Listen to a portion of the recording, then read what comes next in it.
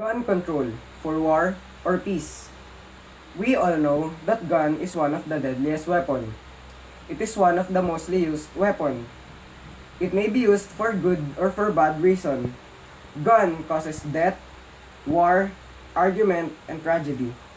It can take one life in one pull of the trigger. Gun cannot control people from doing bad. And gun cannot stop a war. Gun is just making it worse. We people have the right to live. War and conflicts can be stopped with a good conversation.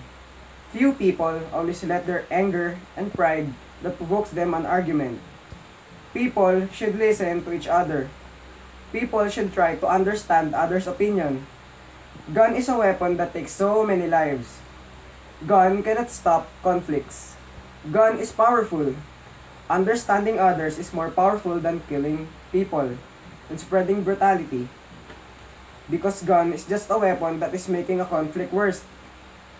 One reason why people kill is their pride and anger. They do not understand others' opinion. They only think for themselves.